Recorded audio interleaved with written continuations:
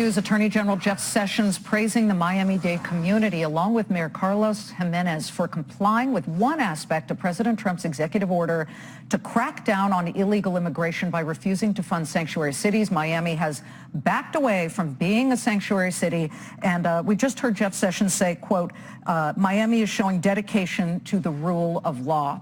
So it was just about, 5 days after the president's inauguration that the president issued an executive order denying federal grants to cities who choose not to comply with federal laws regarding deportation and illegal immigrants. But the one thing that might have been left out of the news conference, although it still is going on, is these cities. What do all 6 of these cities, recognizable with their skylines, have in common?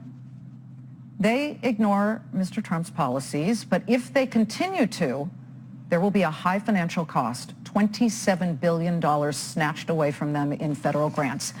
Mayors defending their sanctuary city status will essentially impose a defiance tax, and OpenTheBooks.com has put a number on it. $27 billion, which amounts to approximately $500 for every man, woman, and child in those cities. Adam Andrzejewski was the one who crunched the numbers to the dollar. How much would sanctuary cities lose if they failed to comply? He's founder and CEO of OpenTheBooks.com. It's a nonprofit dedicated to keeping government transparent and accountable. And we're also joined by immigration and sanctuary city expert, attorney Christopher Lash. Counselor, I'm going to start with you. You are hearing what Jeff Sessions is saying, that he's rewarding Miami-Dade, saying we will continue to give you federal grants because you are complying with the rule of law. Where do you stand on this? Well, what we heard from Attorney General Sessions is what we've heard from him time and again when he speaks on the subject of sanctuary cities. And one of his 2 drum beats is always about the rule of law. But what the Attorney General misses is that a lot of sanctuary cities are doing what they're doing in order to comply with the rule of law, and specifically in order to comply with the 4th Amendment to the Constitution. So Miami-Dade changed its policy in December of 2013, and it was in the vanguard of cities that decided to stop honoring what are called detainer requests to detain people for federal immigration officials. Just months after Miami-Dade changed its policy, the first of a string of federal court decisions came down, and that string has continued to this year with federal courts recently in Washington, California, Texas. The state Supreme Court in Massachusetts have all recognized that there are serious 4th Amendment concerns with what the Attorney General is asking these cities to do. Before we get to Adam, what rights do you feel, Christopher, that immigrants who entered this country illegally and then who committed a crime, actually committed, not alleged, but committed a crime, what rights do you feel they have? Well, the question here is how these cities are responding to the Attorney General. But I get it, and they should have the full panoply of rights under the Constitution, including 4th Amendment rights. But they entered. Okay, let's just get to Adam for a second, and then I'll get back to that. Adam, tell us how you crunched these numbers and came down to this number of $500 per man, woman, and child in sanctuary cities, and who will get the most money yanked away. So, Liz, thank you very much for your interest in our work. Thanks for having me on the program. This was a very, very difficult number to come up with. And so in January, when the president outlined his threat to cut funding from self-described sanctuary cities, we first had to determine how many of them there are. And we determined that there's 106 that violate this federal law that's in question, which is basically when you have a, quote, alien in custody, the Justice Department language on this, that you don't report that to federal authorities. And so then we took a look at all the agencies and entities that receive federal dollars, both directly and then on pass-through money through their state capitals. And there's 1,030 receiving agencies and entities, and they soaked up in the last fiscal year, 2016, nearly $27 billion.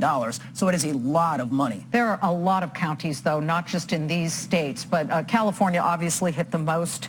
But Indiana, interestingly enough, has some counties in it, right? I mean, and this is where Vice President Pence was the governor, but this is quite the carrot or the stick that the federal government is holding. Do you suspect that some of these sanctuary cities will give in, especially New York, for example, which needs federal grants for a lot of security here? We are a target here in Manhattan for terrorists.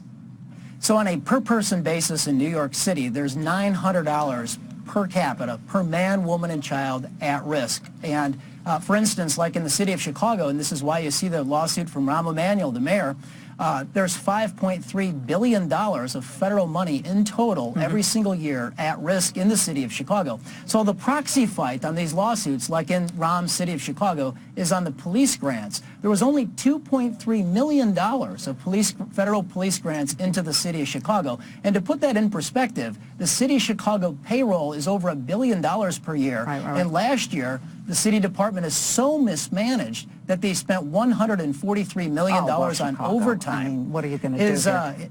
His officer headcount's down 1,000 underneath his tenure, yet with the amount of overtime, they could have hired back 1,000 officers. Okay. That's how mismanaged the city is. Let me get back to Chris. Chris, when certain cities who aren't sanctuary pull somebody over who ends up being an undocumented worker and who has committed a crime, why do they deserve anything? I think it's quite... I'm with a lot of people who say it's actually nice of this country to simply deport them. Well, you know, Attorney General Sessions today made a nod to community policing, and that has actually been one of the prime motivators of why cities have gone in this direction. They have determined, like Miami-Dade did in December of 2013, that when you have immigration hooked onto the back end of your criminal justice system, that creates a corrupting influence throughout your criminal justice system. It encourages racial profiling on the front end, on the street level side, and it also deters people from reporting crimes, as a number of studies have shown. Here in Denver, crime reporting among the Latino population is down more than 10% since the Trump administration. That is, of course, one of the arguments there. We've got to run, but we thank both of you for presenting both sides here. Adam Andrzejewski, and founder and CEO of Open the Books, and Chris Lash, immigration attorney and Stern College of Law associate professor.